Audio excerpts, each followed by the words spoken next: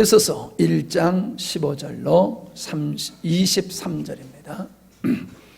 이를 인하여 주 예수 안에서 너의 믿음과 모든 성도를 향한 사랑을 나도 알고 나도 듣고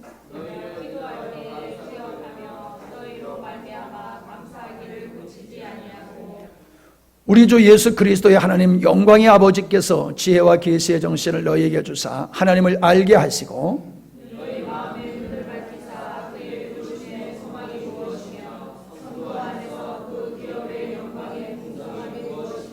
그의 힘의 강력으로 역사하심을 따라 믿는 우리에게 베푸신 능력의 지극히 크심이 어떠한 것을 너희로 알게 하시기를 구하노라.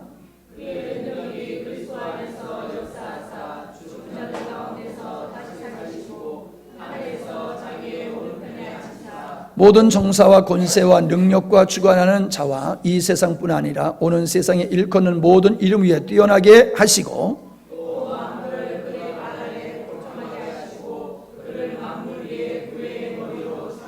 같이요. 교회는 그의 몸이니 만물 안에서 만물을 충만케 하시는 자의 충만이니라. 아멘. 하고 인사하십시다. 주님 때문에 우리는 행복한 사람입니다.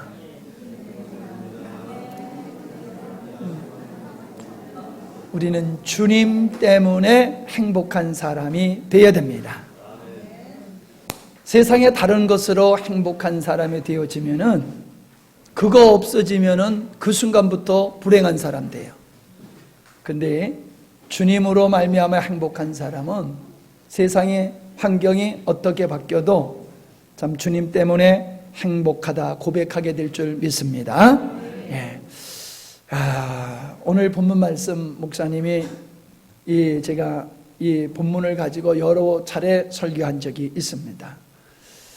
그런데도 오늘 또 이 본문을 선택을 해서 말씀을 나누게 되는 것은 정말 이 말씀이 오늘 우리들에게 정말 필요한 말씀이다. 우리의 기도의 제목이 되어야 되기 때문에 자각할 수 있는 계기로 삼기 위해서 이 말씀을 다시 한번 선택하고 말씀을 나누게 됩니다. 자, 이 말씀은 바울이 에베소 교회를 위해서 중보 기도해 주는 기도의 내용입니다. 여러분, 내가 누구를 사랑할 때에, 누구를 위해서 중보 기도해 줄 때에 내 마음대로 기도해 주는 게 아니잖아요. 그죠? 그의 형편을 따라서, 그의 영적인 상태를 따라서 우리가 중보 기도해 주게 되어 있다는 것이지요. 근데 바울이, 이 사도 중에 사도인 이 바울이 에베소 교회를 위해서 중보 기도를 했다는 것은 그 기도의 내용이 굉장히 중요한 것이거든요. 그것은 에베소 교회를 위해서만 중보 기도해 준 게 아니라 지금도 이 땅의 교회들을 위해서 기도하고 계시는 우리 주님의 기도의 중보 기도의 내용이라고 볼 수 있는 내용들입니다. 여러분은 이 말씀을 읽으면서, 이 말씀을 들으시면서 나의 기도와 무엇이 다르고 같은가를 한번 돌아보시기를 바랍니다. 만약에 여러분의 기도가 이 바울의 중보 기도와 사뭇 다르다라고 하면은 우리들의 믿음의 수준은 사도 바울의 그 믿음의 수준에 상당히 미치지를 못하는 것이 될 것입니다. 그러나 우리의 기도가, 우리의 사모함이, 우리의 목마름이 바울이 한 그 기도의 내용과 같다라고 하면은 하나님은 우리를 기뻐하실 줄 믿습니다. 아름다운 믿음의 역사인 줄로 믿으시기를 바랍니다. 아멘. 자, 첫째로 바울이 17절에 보니까는 지혜와 계시의 영, 아버지께서 지혜와 계시의 정신을 그랬는데 이 정신이라는 것은 영을 말하는 거예요. 그래서 지혜와 계시의 영을 너희에게 주사 하나님을 알게 하시고 이렇게 말씀하고 있어요. 무엇을 위해서 기도하고 있어요? 무엇을 위해서 기도하고 있어요? 아니, 지혜와 계시의 영으로 하나님을 알게 해달라고 기도하는 거예요. 네. 지혜와 계시의 영은 방법이고 목적은 하나님을 아는 거예요. 자, 대한민국 사람이라고 하면은 금방 대답할 겁니다. 5월 18일 날이 무슨 날입니까? 아니, 제가 잘못. 5월 18일. 그래, 맞아, 5월 18일. 내가 지금 순서를 바꿨어요. 질문하려고 그런 거 순서를 바꿨어요. 자, 5월 18일 날. 그렇지요. 광주에서 이걸 물어보면 광주 사람은 금방 대답할 거예요. 그죠? 예, 내가 이거 바꿔서 지금 질문해서 나도 헷갈렸어요, 지금. 8월 15일 날은 무슨 날이에요? 예, 그걸 물어보려고 그러다가 밑에 걸 물어봤어요, 내가. 그래서 여러분 헷갈린 거예요. 8월 15일 날 대한민국 사람 치고 8월 15일 날 모르면 대한민국 사람 아니겠지요. 광주에 사는 사람이 5월 18일 날이 어저께가 5월 18일 날이에요. 근데 그날이 무엇인지를 모르려면 그 사람은 거기 안 살았던 사람일 거예요. 자, 그럼 물어봅니다. 12월 25일 날은 무슨 날입니까?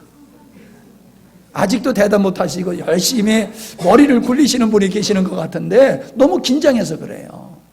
예, 12월 25일은 성탄절이에요. 기독교인이면 기독교인이 아니라 할지라도 다 알고 있는 이야기지요. 1923년 7월 27일 경기도 이천시 백사면 도지리에서 태어나신 최명순이라는 여인이 있었습니다. 그분이 누군지 여러분 잘 모르실 거예요. 근데 저는 그분을 잘 알아요. 내가 그분을 모른다라고 하면 나는 진짜 이상한 사람일 거예요. 우리 어머니예요. 우리 어머니는 내가 잘 알아요. 맞지요? 아니, 너무 긴장하지 마세요. 그냥 편한 얘기하는 거예요. 자, 아들이 엄마를 모르면 아들이겠어요? 아니겠어요? 그래도 아들이긴 아들이겠지. 근데 진짜 자식이 부모님을 모르면서 자식이라고 그러면 그거 정말 뭔가 이상하고 잘못된 것이잖아요. 자녀이면은 우리 부모님이 어떻게 태어나셔서 어떤 과정을 살아오시고 어떻게 우리를 기르시고 어떤 인생을 사셨는지를 자녀면 다 알게 돼 있어요. 그리고 그 부모님에 대해서 다른 사람들한테 충분히 얘기할 수 있는 그 정보를 가지고 있는 게 맞지요. 여러분,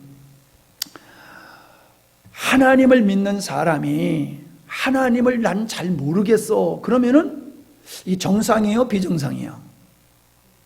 하나님을 믿는다고 그러면서 나는 하나님을 믿는데 하나님을 나 잘 모르겠어 그러면 정상이에요, 비정상이에요? 네, 틀림없이 비정상이에요. 우리는 하나님을 알아야 됩니다. 왜냐하면 그분은 창조주로서 인류의 역사를 주관하시는 분이세요. 그냥 이 역사가 사람에 의해서 그냥 이렇게 진행되어 가는 것 같지만은 아닙니다. 성경을 정말로 아시는 분은 인류의 역사는 하나님에 의해서 진행되어지는 것이다라고 하는 것을 알게 됩니다. 그리고요, 그분은 역사의 주관자이시며 또 인생의 생사화복을 주장하시는 분입니다. 인생의 생사화복을 주장하시는 분이에요. 그런데 그런 하나님을 내가 믿으면서 난 그런 하나님이 어떤 분인지 난 잘 몰라 그러면서 하나님을 믿는다라고 하는 거는요, 이거 정말 문제 있는 것이죠.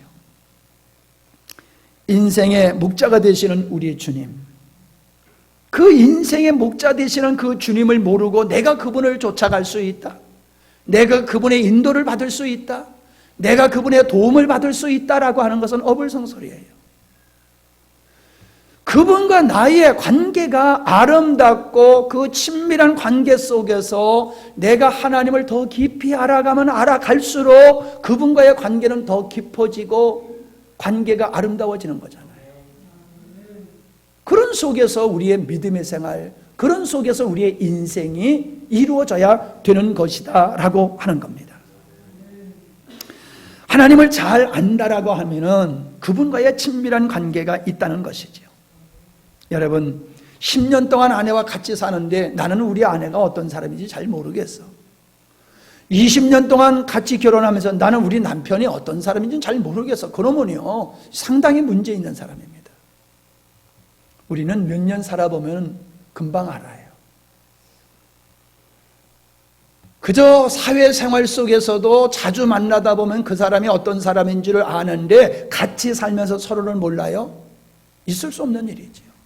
하나님은 자기 자신을 우리에게 감추시는 분이 아니라 하나님 자신을 우리에게 드러내시어서 알게 하시는 분이 하나님이십니다. 날 좀 알아가라. 그래서 역사를 통해서, 하나님의 성경에 기록된 역사를 통해서 우리는 하나님이 어떤 분인지 알게 하신 것을 알 수가 있는 거예요. 어떤 분들이 그래요. 구약은 이스라엘의 역사인데 우리가 이스라엘 역사를 읽을 필요가 뭐 있느냐, 그렇게 말씀하세요. 그건 한 면만 보신 분의 이야기지요. 하나님은 당신이 어떤 분인지를 인류에게 알게 하시기 위해서 이스라엘 백성, 아브라함의 자손 이스라엘 백성을 선택하셔서 그들과의 관계를 통하여서 사람들이 하나님이 어떤 분이로구나 하는 걸 알게 하신 거예요. 그냥 이스라엘의 역사를 배우는 게 성경이 아니에요. 역사 속에서 하나님이 어떠한 분이신가를 우리에게 보여주시기 위해서 기록된 것이 하나님과 이스라엘 백성들의 관계, 그걸 기록해 놓은 것이 구약 성경이에요.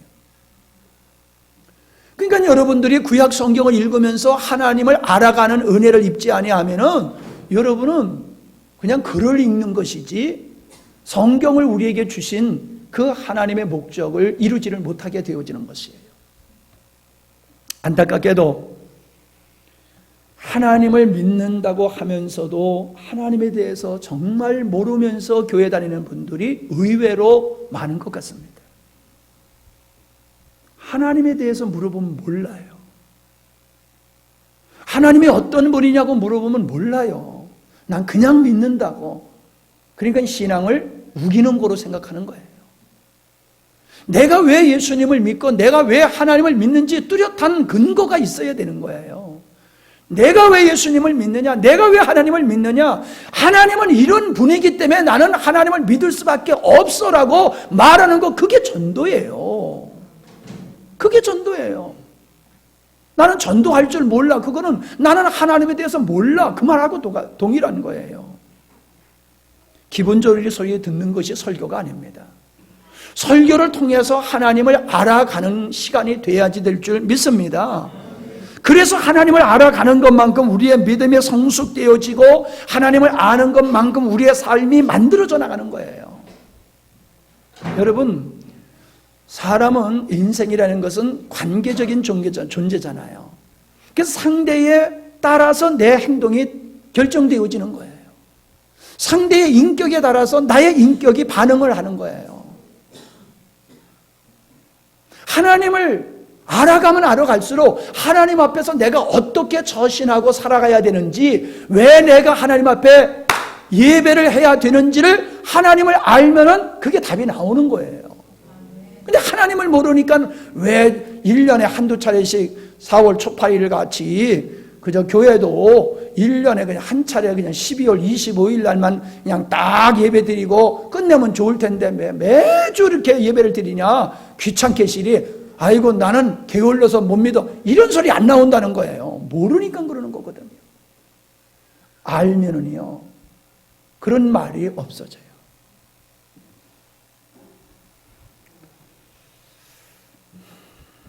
우리는 하나님을 몰라도 될 뿐으로 인식해서는 안 됩니다. 부부가 살면서 서로 모르면 안 되는 듯이 우리의 생명의 근원이신 그 하나님을 내가 모르고서 그냥 살아간다? 그분을 예배한다고 하면서 내가 그분을 모르는 채로 예배드린다? 있을 수 없는 일인 줄 믿습니다. 내가 그분을 모르는데 그분이 원하는 기도를 할 수 있겠어요? 내가 그분의 뜻이 무엇인지, 그분의 원함이 무엇인지를 모르면서 내가 그분한테 부합한 삶을 살아가실 수 있겠습니까? 저를 보세요. 저를 보세요. 네. 그게 안 되는 이유가 나는 믿음이 없어서 그래, 이렇게들 말씀하시는데 정확한 표현을 하면 나는 하나님에 대해서 몰라서 그래, 이게 맞는 거예요. 그분을 잘 모르면서 그분이 원하시는 예배와 찬양을 드릴 수 있겠습니까? 하나님을 모르고서는 하나님과 좋은 관계로 발전되어 갈 수 없어요. 인생의 실패와 신앙의 실패는 하나님을 잘 모르는 무지에서 시작되는 것입니다. 사람들은 세상의 학문을 많이 알고 지식을 많이 가지고 있는 것을 영광스럽게 생각합니다. 많은 지식을 갖는 것을 영광스럽게 생각해요. 맞아요. 그런데 여러분, 내가 세상의 모든 지식을 다 가지고 있다 할지라도 하나님이 누군 줄 모르면 그 사람은 진짜 인생에서 뭘 모르는 사람이에요. 소위 말해서 무식한 사람이에요. 왜요? 참 지식, 철학은 지식을 추구하는 학문이거든요. 신학은 뭐예요? 하나님을 추구하는 학문이 신학이에요. 신앙은 뭐예요? 그 신학을 통해서 안 그 하나님 앞에서 합당하게 살아가는 게 그게 신앙이에요. 그래서 참 지식은 하나님을 아는 지식이 가장 위대한 거예요. 이해하고 들으셨으면 좋겠습니다. 저희 어머니가 초등학교도 안 나오신 분이십니다.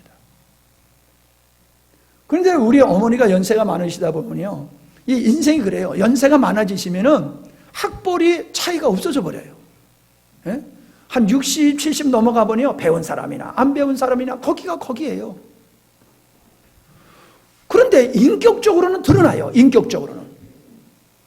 우리 어머니가 이대 나오신 목사님 어머니하고 이게 연배가 되셔서 이렇게 같이 지내시면요, 초등학교 교사 생활 하셨냐고 그러고 물어보신대. 누구 보고? 우리 어머니 보고. 초등학교도 안 나오신 우리 어머니 보고 하시는 말씀이 초등학교 교사 하셨냐고 그러고 물어보신대요. 90세에 돌아가셨잖아, 엊그저께. 초등학교도 안 나오셨는데. 우리 어머니가 구역인도 하시면요, 대학 나온 사람 3명을 앉혀놓고 구역인도 하셨어요. 그러세요. 아니, 난 초등학교도 못 나온 사람이 대학 나온 사람 3사람을 놓고 설교하려니까 아주 부담스럽다고 그런 말씀을 종종 하세요. 근데 뭐 시골에서 농사 지을 때에 밭에 가서 일하다 보면요, 너무너무 힘들잖아요. 그럼 막 힘들게 일하다가 집에 들어오면은 예배 시간에 되니까는, 구역 예배 드려야 될 시간에 되니까는요, 그냥 대충 씻고 성경 들고 가면서 기도하는 거예요. 하나님, 오늘 구역 예배 드리게 되는데 말씀 준비 하나도 못했는데 하나님 역사해 주시옵소서 기도하면서 가는 거예요. 그러면 가서 기도하시면서 입에 주님이 주시는 지혜로 말씀을 전하시면요, 그 대학 나온 사람들이 그렇게 은혜를 받는다고 그런 말씀을 하셨어요. 저희 어머님은 이제 천국 가셨으니까 마음껏 자랑해도 될 것 같아. 참 지혜가 있는 분이셨어요. 지혜가 있으셨어요. 여러분, 그 지혜의 근본이 누구라고 그랬어요? 하나님이에요. 하나님과의 관계가 아주 좋으니까 그분을 닮아가서 지혜로운 분이 되시더라는 거예요. 우리 참 지혜가 필요합니다. 지식이 필요한 것이 아니라 지혜가 필요한 거예요. 지식이 있어도 지혜가 없으면 써먹지를 못합니다. 인생을 피곤하고 힘들게 살아갑니다. 배웠으나 배운 게 소용없어요. 지혜가 없으면은.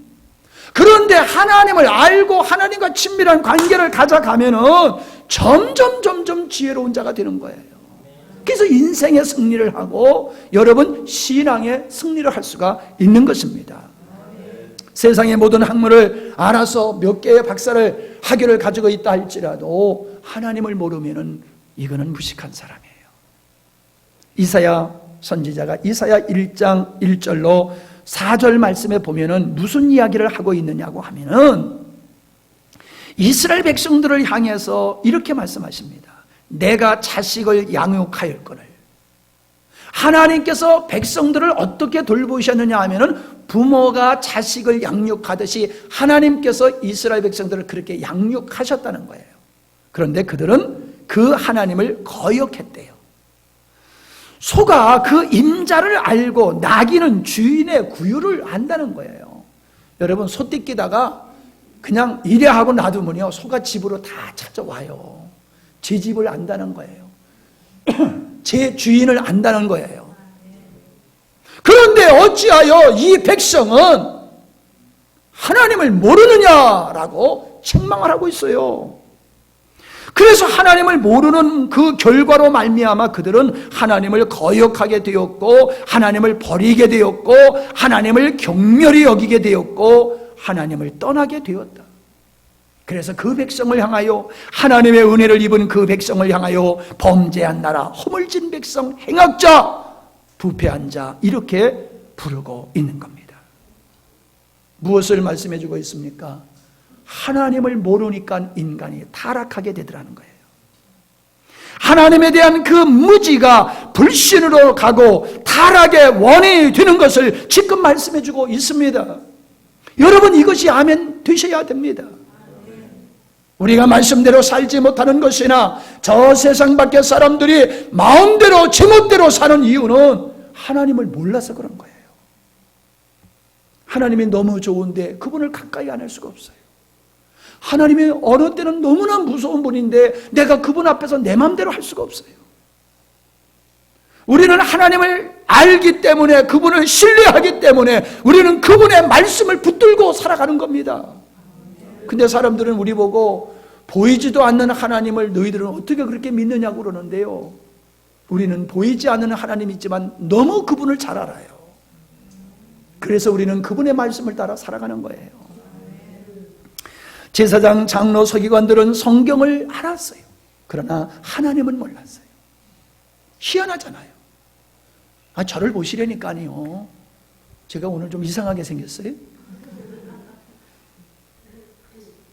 저를 봐줘야지 이쁘게 저를 봐주시는 거예요. 저를 좀 이쁘게 봐주세요. 네, 저를. 성경은 아는데 하나님을 몰라. 아니, 성경이 하나님에 대해서, 예수님에 대해서 기록한 것이거든요. 설교를 들어가가지고 또 성경에 대해서 아주 너무 많이 알아. 그런데 성경은 아는데 하나님에 대해서는 몰라요. 이게 오늘날요, 한국교회의 추세고, 신학교의 신학 교수들조차도 성경은 가르치지만은 하나님을 모르고, 몰라서 하나님과 상관없이 살아가는 사람들이 엄청나게 많아요. 성경을 아는 것이 아니라 성경을 통해서 하나님을 알아가야 될 줄 믿습니다. 그래서 하나님을 몰랐기 때문에 하나님이 보내신 메시아 예수님을 죽였고 핍박했고 교회를 핍박했던 것을 알게 됩니다. 이스라엘 백성들이 광야 40년 동안 하나님의 은혜 가운데 살았어요.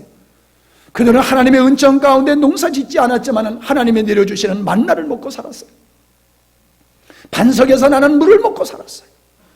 하나님께서 바닷가에 메추라기를 보내주셔서 그들이 한때로 그냥 때로 이스라엘 백성들이 있는 진중으로 날라와가지고 거기 안착하라 그러니까 그냥 싹 다 떨어져가지고 그들이 코에서 냄새가 나도록 고기를 먹게 하셨어요. 구름 기둥 불기둥으로 그들이 광야에서 안정된 삶을 살 수가 있었어요. 아니, 어떻게 그런 체험을 한 민족이 있습니까?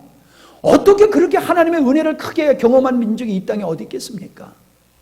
이스라엘 백성만큼 하나님의 은혜를 경험한 백성이 없어요. 그런데 그들이 하나님을 몰라요. 그래서 마지막에 하나님을 불신으로 끝나버리고 광야에서 다 죽게 됩니다. 하나님의 은혜를 입고도 모른다니까요. 옛날 사람만 그런 거예요. 지금도 마찬가지예요. 비가 오면 그래 하나님이 다 먹여주시지, 하나님이 비를 내리시니까는 우리가 이렇게 먹고 사는 거야. 그러면서도 하나님을 예배하지 않아. 그게 하나님을 아는 거예요? 모르는 거예요. 주의 이름으로 기사와 표적을 행하면서도 하나님을 모르는 사람들이 교회 안에 있어요. 여러분, 우리는 하나님을 바르게 알아야 될 줄 믿습니다. 심지어 예수님을 3년 동안이나 쫓아다녔던 예수님의 제자들도 예수님에 대해서 정확하게 몰랐어요. 그래서 예수님이 하시는 말씀을 그들이 이해하지 못했고, 예수님이 십자가에 못 박혀 죽으시니까는 그들이 좌절과 낙담하여 있었던 이유가 예수님을 몰랐기 때문이에요. 여러분은 예수님을 얼마나 아십니까? 여러분은 주변의 사람들에게 예수님에 대해서 얼마나 자신 있게 힘 있게 전하실 수 있습니까? 좀 용서하고 들으세요. 서울에 가서 보면요, 운전기사들은 박사예요, 박사. 맨날 손님들하고 이야기 저야기 하다 보니까는 모르는 게 없어요. 근데 또 제대로 아는 것도 없어요. 알긴 아는데 제대로는 몰라요. 어설프게 알아가지고 교회를 데려서 알긴 알아. 맨날 들었으니까 졸다가 듣고 뭐 하여간에 뭐 들어서 알아. 근데 제대로 하는 건 없어. 어설프게 알고 설익은 전병과 같이 척하지만은 실력과 능력이 없는 그런 삶을 살아가는 그리스도인들이 교회 안에 얼마나 많은지 몰라요. 저는 여러분들이 그렇게 되지 않기를 원합니다. 그래서 하나님은 우리를 향하여 하나님을 알아가라고 말씀하고 있고, 사도 바울도 중보기도 할 때 에베소 교인들이 하나님을 좀 알 수 있도록 하나님의 영이 좀 도와달라고 기도하고 있는 겁니다. 성경에 보면은요, 이스라엘 백성들이 하나님을 만난 후에 하나님을 향한 고백을 호칭으로 하는 게 나와요. 여호와 이레, 여호와 니시, 여호와 살롬, 여호와는 나의 왕이시다, 나의 목자시다, 그는 나의 피할 산성이시다. 아멘? 그렇게 하나님을 향하여 고백을 해요. 하나님은 이런 분이야 라고 고백을 해요. 여러분, 우리는 하나님을 향하여 어떻게 고백하십니까? 뭐라고 여러분은 내가 믿는 하나님에 대해서 안 믿는 사람한테 뭐라고 소개하십니까, 여러분? 예? 죽으면 천국 가가 하시는 분, 그냥 그게 전부예요? 천국 만드신 분, 그게 전부예요? 어설프게 아는 거예요. 어설프게. 뚜렷하게 알아야 됩니다. 사람은 자기가 아는 대로 살아가잖아요. 사람은 아는 대로 관계를 갖잖아요. 내가 하나님을 정확하게 알면은 우리는 그 하나님과의 관계가 설정될 수밖에 없음을 믿으시기를 바랍니다. 내가 지금 하나님을 어떻게 호칭하느냐가, 어떻게 고백하느냐가 내가 하나님을 아는 수준이에요. 그리고 그 고백같이 우리는 살 수 있어요. 그 고백과 같이. 우리는 하나님의 성품을 알아야 하나님과 충돌하지 않습니다. 그리고 하나님의 뜻을 알아야 하나님의 뜻에 어긋나지 않고 충성된 종으로 살아갈 수가 있는 것이지요. 마태복음 25장에 보면은 거기 충성된 종과 악하고 게으른 종의 말씀이 나오죠. 달란트 비유. 그러면 착하고 충성된 종은 왜 그렇게 충성을 했고 악하고 게으른 종은 왜 게을렀느냐? 답은 간단해요. 자기에게 달란트를 맡겨준 주인에 대해서 몰라서 그러고 아는 것 때문이에요. 주인을 잘 알았기 때문에, 주인이 원하는 것이 무엇인지를 알았기 때문에 열심히 장사해서 갑절로 남겼고요. 주인을 몰랐어, 오해했어. 그래서 그는 갔다가 땅을 파고 감추어 뒀다가 본전만 가지고 왔다는 거죠. 주인에 대해서 잘 몰랐어요. 저는 오늘 우리들의 신앙이 왜 하나님의 원하시는 곳으로 집중되지 못하느냐 하는 이유를 제가 생각해 볼 때 다른 이유가 없는 것 같아요. 하나님을 잘 모르기 때문에 그러는 거예요. 하나님을 잘 모르기 때문에. 양은 목자를 알아야 됩니다. 양은 목자를 알아야 됩니다. 그래야지 양이 평안하는 거예요. 양이 목자를 모르면은 엄한 곳으로 가게 되어 있어요. 그릇된 것으로 갈 수밖에 없어요. 목자를 뚜렷하게 알아야지 그 목자가 인도하는 대로 따라가게 되면은 쉴만한 물가로 가게 되는 거예요. 푸른 추장으로 가게 되는 거예요. 여러분이 왜 주님을 못 쫓아가십니까? 나는 선한 목자라 말씀하시면서 나는 양으로 생명을 얻게 하고 풍성하게 하기 위해서 내가 이 땅에 온 목자라고 말씀하시는 그분을 목자라고 하면서 왜 그분을 못 따라가십니까? 왜 엄한 곳으로 가십니까? 그분을 잘 몰라서 그러시는 거예요. 그분을 잘 모르셔서. 다른 이유가 아니에요. 모세는 이스라엘 백성들을 이끌고 광야로 들어갈 수 있었어요.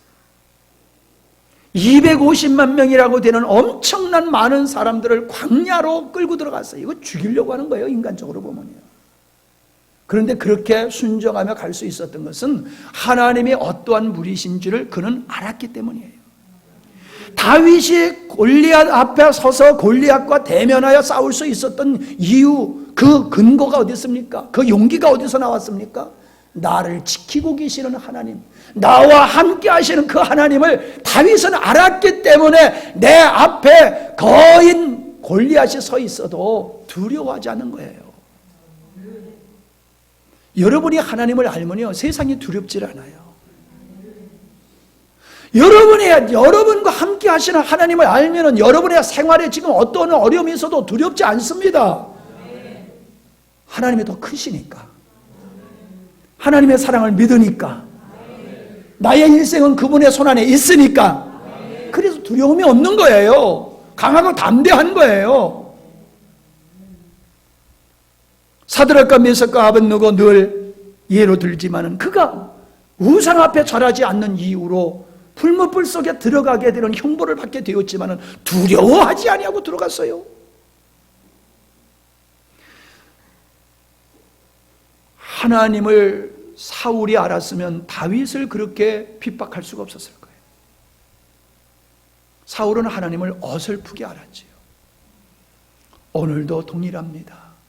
믿는다고 하는 우리들이 하나님을 제대로 알지 못하니까, 어설프게 알고 있으니까 내가 하는 일이 하나님이 기뻐하시는 일인지 싫어하는 일인지를 구분을 못하는 거예요.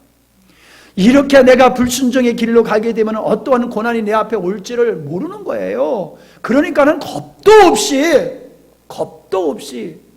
겁이 왜 없어요? 모르면 겁 없어요. 네? 모르면 겁 없어요. 죄송합니다. 정신적으로 지체가 좀 떨어지는 사람이 겁이 있어요? 겁 없어요. 모르니까, 내가 한 행동의 결과가 어떤 것이 돌아올지를 모르니까 마음대로 하는 거예요. 내가 하나님 앞에서 한 행동의 결과가 어떻게 돌아올 줄 알면은 그렇게 함부로 내 시간을 내 시간이라, 내 몸을 내 몸이라, 내 인생을 내 인생이라 그렇게 함부로 못합니다. 하나님을 모르니까 까부는 거지요. 건방 떠는 거지요. 어리기 때문에 하나님을 모르는 것이 아니고요, 어른이라고 해서 하나님을 아는 것도 아닙니다. 어린아이지만 하나님을 알고 영혼을 위해서 눈물을 흘리며 기도하는 아이가 있어요. 지금 제가 소개를 드렸지만 그 우리 수지에서 만나는 김신자 집사님 셋째 아들 지환이, 얘가 초등학교 2학년이에요. 근데 걔가 눈물을 흘리면서 기도해요. 그래서 엄마가 물어봤대. 야, 너 왜 이렇게 울면서 기도하냐? 그랬더니 영혼들이 불쌍해서 그래요. 영혼들이 불쌍해서 그렇다고 그러면서 걔가 1학년 때 영혼들을 놓고 눈물로 콧물을 흘리면서 그러면서 기도를 하더라는 거예요. 에이, 어쩌다 어른들 흉내 내는 거겠지? 아니에요. 얘가 방학 때 팔레스타인으로 선교를 가요. 인도로 선교를 가요. 초등학교 1학년짜리가. 걔 때문에 엄마가 끌려가는 거야. 엄마한테 따라가는 게 아니라. 어린아이니까 하나님을 모르는 게 아니에요. 여러분 자녀들 어리니까는 아이 뭐 어리니까 뭘 알아, 그냥 내버려 두자, 나중에 크면 다 알겠지. 천만의 말씀이에요. 애들 눈치코치 다 알잖아요. 주의 영, 지혜와 계시의 영이 그들과 함께 하면은 그들이 어리지만 하나님을 알게 돼요. 영혼에 대한 가치를 알게 돼요. 그래서 초등학교 1학년짜리가 울고 기도하고 선교를 간다니까, 방학 때. 이 얼마나 보배스러운 아이예요. 지난번에 내가 좀 소개를 하고 싶었는데, 여러분들한테 한번 소개를 하고 싶었는데 시간이 조금 좀 많이 지체돼가지고 그냥 좀 마음이 제가 조급해가지고 여러분한테 소개를 못 해드렸는데 아마 만날 기회가 있을 겁니다. 영광스럽게 생각하세요. 그 아이를 만나는 것을 아주 영광스럽게 생각하셔야 돼요.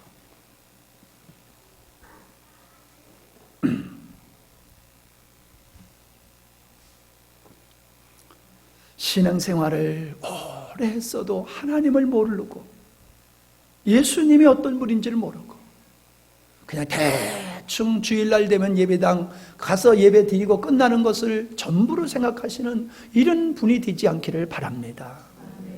그분을 알아서 그분에 매혹되세요. 그분에게 매혹되세요. 세상 말로 하면 미쳐버려야 돼요. 예수님께, 하나님께 미쳐버려야 돼요. 아멘 안 하시잖아요 지금. 미치기 싫은 거야. 세상의 돈에 대해서는 미치고, 놀러 다니는 것은 미치고, 쾌락에는 미쳐도 거룩하신 하나님께 미치라고 그러면은 왜 나보고 미치라고 그러냐고 그러잖아요. 어차피 우리는 미쳐 살고 있잖아요. 정말 나는 문제야. 무슨 문제냐? 일거리만 있으면 잠이 안 와. 밤을 새. 내일 할 일 때문에 밤을 새. 나 큰 문제야. 근데 하나님 앞에 정말로 아주 애써서 기도해. 하나님, 제발 이 일에 신경 쓰지 좀 않게 해주시옵소서. 일이 있어도 잠 좀 잘 자게 하시옵소서. 내일 일어나서 일하면 되는데 왜 밤에 머리로 일을 다 하고 있다니까. 머리로 일을 봐서.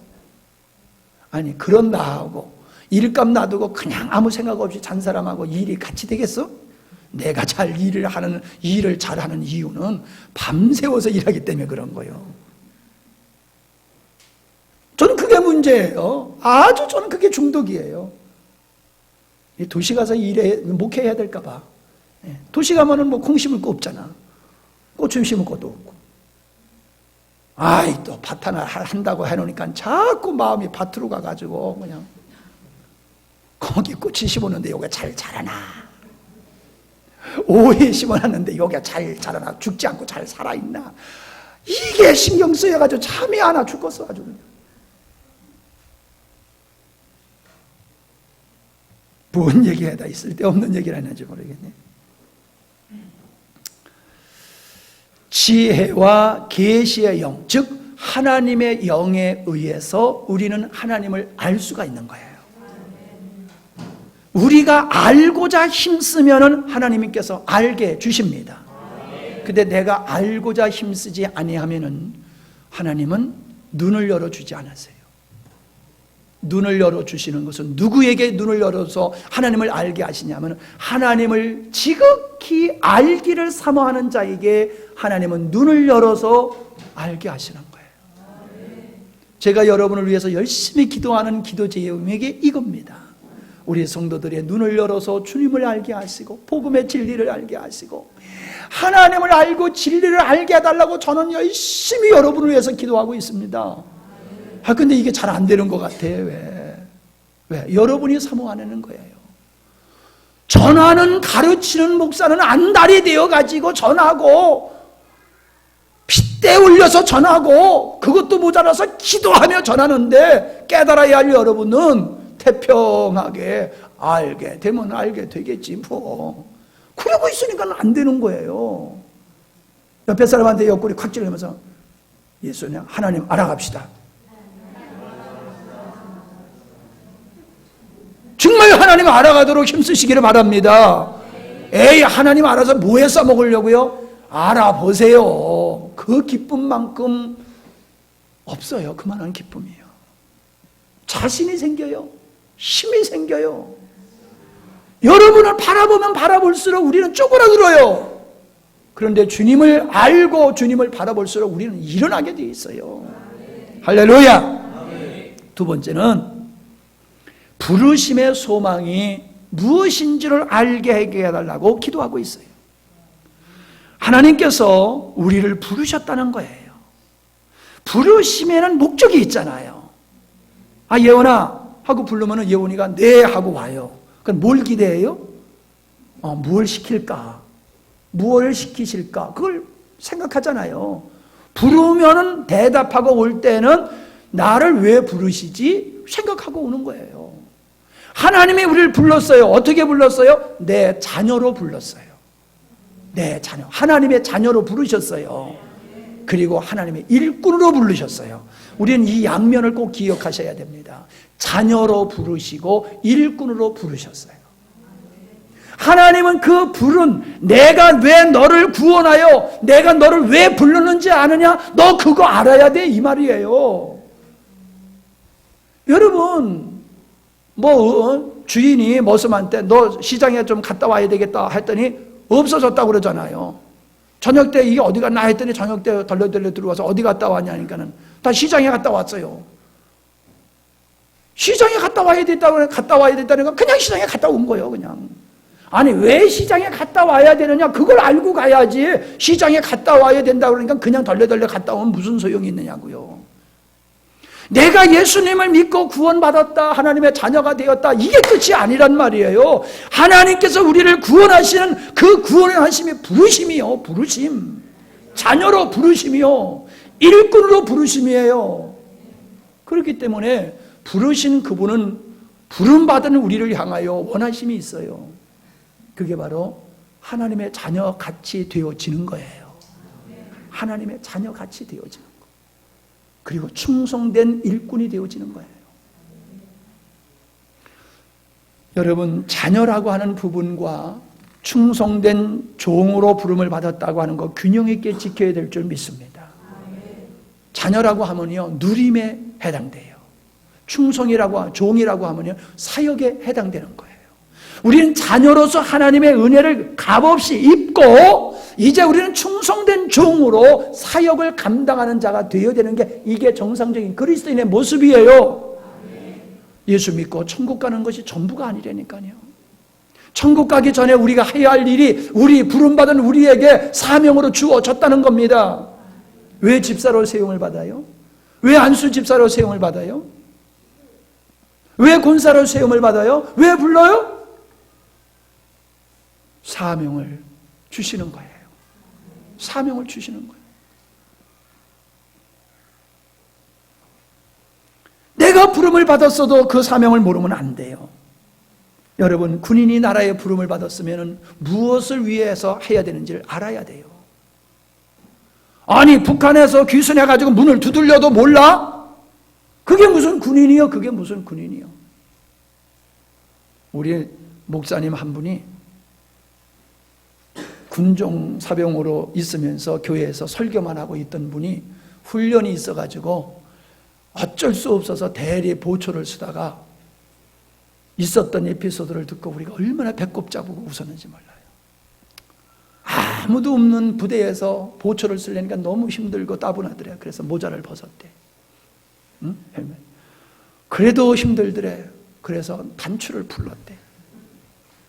단추를 풀고 있다가 그래도 더워서 그것을 벗어버리고 다 뭐 답답해서 군화끈도 풀고 바지까지 벗었대요. 시원하게 잠들고 있는데 뭐가 빡 하는 소리가 나더랴. 깜짝 놀라서 봤더니 순찰 돌던 뭐 누군지 모르겠어요. 뭐 소대장인지 뭐 누군지는 모르는데 구두발로 냈다 걷어차는데 그냥 빡 하는 소리와 더불어서 그분을 보니까는 나는 죽었다. 이 군인이 아는 얘기요, 이게. 우리 김한식 집사님이 제일 재밌게 웃네. 할 말이 없더래. 맞아 죽어도 나는 할 말이 없더래. 영창감도 안 돼, 그거는. 그런데 더 웃기는 건요, 그 다음날 설교를 하러 갔는데 그 사람이 여기 와서 앉아있더래. 그 사람을 보면서 설교하려니까 진땀이 팍팍 나는데 도무지 내가 뭔 소리를 하고 있는지 모르겠더라. 횡설시설 그리고 끝났다고. 하여튼 그 목사님만 보면 그 얘기를 하는데 이제 실명을 거론하면 안 되잖아. 이 인터넷으로 우리 설교가 나가니까는. 그런 분이 여러 번한테 얘기하면 다 아시는 분이야. 군인으로 부름을 받았으면요, 보초병으로 세웠으면요, 죽으나 사나 그 자리를 지켜야 되는 거예요. 맞지요? 네, 그런 거예요. 회사에서 사람을 채용했어. 나를 회사에서 채용했어. 그러면 나를 왜 채용했는지를 알아야 될 거 아니에요. 채용했는데 그냥 출근 시간이 그냥 들락날락해. 어떤 때는 8시간, 어떤 때는 10시간, 어떤 때는 퇴근할 때쯤 출근을 해. 그럼 어떻게 되겠어요, 그게? 말이 안 된다고 여러분 지금 말도 안 되는 예화를 드시네. 그리고 앉아 계실 거야. 그게 말도 안 되는 건 알면서 왜 우리가 하나님 앞에서 부름을 받은 것에 대해서 합당하게 살지 않는 것에 대해서는 아무렇지도 않게 생각하시냐고요. 우리는 죄가 뭔지 대해서 뚜렷하게 배웠습니다. 유다서 1장 16절에 자기 지위와 자기 위치를 떠난 천사, 그게 죄라고 그랬어요. 아담이 왜 선악과를 따먹은 게 죄가 아니에요. 아담이 선악과를 따먹은 게 죄가 아니라 아담이 자기 인간 피조물로서 있어야 할 자리에 있지 아니하고 자기가 선악과를 따먹어서 하나님같이 되겠다, 이게 죄라니까요. 그 자기 지위를 벗어난 거란 말이에요. 그게 죄란 말이에요. 그러면 부르심을 받은 성도들이 자기를 부르신 하나님의 목적의 뜻에 부합하지 않아 살아가는 것, 이게 뭐예요? 이게 뭐예요? 이게 죄예요. 이게 죄예요. 주일날 와서 뭐 예배만 한 번 드리면 다 되는 게 아니에요. 여러분을 자녀 삼으신 목적을 이루어야지 돼요. 여러분을 충성된 종으로 임명하신 그분 앞에 충성된 모습으로 살아가야 돼요. 그게 정상이에요. 그것의 부름을 받은 그분 앞에서 우리가 해야 될 거예요. 윤모시기가 대통령을 수행했으면 끝까지 가가지고 대통령 쫓아다니면서 충실해야 되는데 술집에 가서 술 퍼먹다가 이상한 짓 해가지고 나라 망신 다 시키고 있잖아요. 에이, 그 못된 놈. 우리가 윤모시기라니까, 하나님 앞에서는. 우리가 나를 부르신 하나님 앞에서 눈을 떼지 말고 그분한테 채색 붙어가지고 쫓아다니면서 사명 감당해야 되는데, 윤모시기 모양 술집에 가가지고 세상에 빠져가지고 해롱해롱 하다가 하나님 망신 다 시키는 거잖아요. 대통령 망신, 대한민국 나라 망신 다 시키잖아요. 우리가 지금 그런 모습을 가지고 있지 않아요? 명패 가지고 사는 거 아닙니다. 우리가 하나님 앞에 부르심을 받았다고 하는 것은 영광스러움을 믿으시기를 바랍니다. 그래서 에베소서 5장 17절에 보면은 어리석은 자가 되지 말고, 어리석은 자가 되지 말고 오직 주의 뜻이 무엇인가 이해하라 그러셨어요. 주의 뜻이 무엇인지 이해하라. 그러면 이해하지 못하면 어떤 자라는 거예요? 성경을 펴보세요. 에베소서 5장 17절 어리석은 자가 되지 말고 오직 주의 뜻이 무엇인가 이해하라. 그러니까 주의 뜻이 무엇인지 이해하지 못하는 자는 어떤 자라는 거예요? 어리석은 자라는 거예요. 어리석은 자. 이게 제 말이에요? 하나님의 말씀이에요? 여러분을 향하신 하나님의 뜻을 아십니까? 모르면 어리석은 자라는 거예요. 여러분 폼 잡고 계지 마세요. 여러분을 하나님께서 부르신 그 뜻을 내가 일생을 통하여 살아낼 사명이 무언지를 모르고 살아가면은 그분은 어리석은 사람이래요. 지금 우리를 부르신 주님의 뜻을 알고 그 뜻을 이루는 일에 전심전력하며 살고 계십니까? 여러분 이 빈자리를 보면서 마음이 어떤 마음이 드십니까? 믿지 않는 우리의 가족들을 바라보면서 여러분 어떤 마음이 드십니까? 주님의 뜻이 보이지 않습니까? 믿지 않는 사람을 바라보면서 주님의 뜻이 안 보입니까? 우리는 어리석은 자예요. 믿지 않는 가족을 놓고도 태평하게 있어요. 빈자리가 있는데도 우리는 태평한 마음으로 있어요. 주님의 뜻이 무엇인지를 모르기 때문이에요. 에베소서 5장 27절 자기 앞에 영광스러운 교회로 세우사 티나 주름 잡힌 것이나 이런 것들이 없이 거룩하고 흠이 없게 하려 하십니다. 하나님이 지금 무슨 일을 하고 계시느냐? 영광스러운 교회를 세워가시는데 성도 한 사람 한 사람이 티나 주름 잡힌 것이 없는 거룩하고 흠이 없는 자로서 하나님이 지금 만들어가고 계시다는 거예요. 데살로니가전서 5장 23절로 24절 평강의 하나님이 친히 너희로 온전히 거룩하게 하시고 또 너희 온 영과 혼과 몸이 우리 주 예수 그리스도 강림하실 때에 흠 없게 보존되기를 원하노라. 너희를 부르시는 이는 미쁘시니 너희를 부르시는 이는 미뿐이시니 또한 이루시리라. 하나님은 우리를 불러서 하나님 자녀답게 결코 만들어 가고야 말겠다는 거예요. 베드로를 여러분을 결박해서 하나님이 원하시는 것으로 그냥 결국 끌고 가실 수밖에 없듯이 하나님은 저와 여러분을 붙들고 끌고 가신다는 거예요. 이걸 모르면 우리는 어리석은 자예요. 그래서 로마서 8장 28절로 30절에 하나님께서 우리를 미리 정하시고 우리를 부르셔서 우리를 의롭다 하시고 그리고 우리를 영화롭게 하신다는 거예요. 그분이 우리를 부르신 분이 그런 목적을 가지고 하시는 거예요. 제발 잘 먹고 잘 사는 것이 여러분의 인생의 목적이 되지 않기를 바랍니다. 여러분의 기도의 내용이 잘 먹고 잘 살고 건강하고 출세하고 그게 목적이 되지 않기를 바랍니다. 바울의 기도를 성경에서 뒤져서 찾아보세요. 우리 주님의 기도를 뒤집어서 성경을 뒤져가지고 찾아보세요. 잘 먹고 잘 살고 건강하게 평생 그렇게 살게 해달라고 기도해 주신 것이 있나? 너무도 우리들의 기도는 수준 낮은 기도예요. 어린아이의 기도예요. 그냥 내 사회 육체의 문제, 세상적인 문제 가지고 하나님 앞에서 내 욕망과 내 어떤 생각을 가지고 기도하는 거지, 하나님의 마음을 가지고 주님의 뜻을 이루기 위해서 하나님 앞에 기도하느냐 이 말이에요.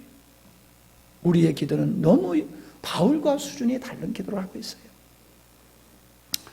말씀을 마치겠습니다. 4가지인데 2가지밖에 못하고 그냥 마칩니다. 하나님의 은사와 부르심에는 후회함이 없느니라. 하나님의 부르심은 우리를 영화롭게 하는 것이고 우리를 세상의 복음자로 증인으로 세우시는 겁니다.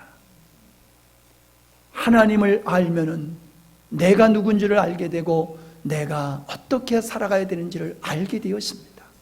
그래서 우리는 하나님 앞에서 나의 정체성을 깨닫는 것이 중요합니다.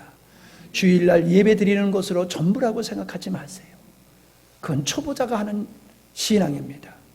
하나님을 깊이 알아가면 알아갈수록 우리의 삶 전체가 주의 것임을 알게 되어지고 하나님의 목적을 이루어드리기 위해서 내가 부름을 받았다는 것을 깨닫게 되기 때문에 마음을 다른 데 뺏기지 아니하고 전심전력하여 하나님의 의를 이루게 되는 줄 믿습니다. 그렇게 되기를 바랍니다. 기도하시겠습니다. 아버지 하나님,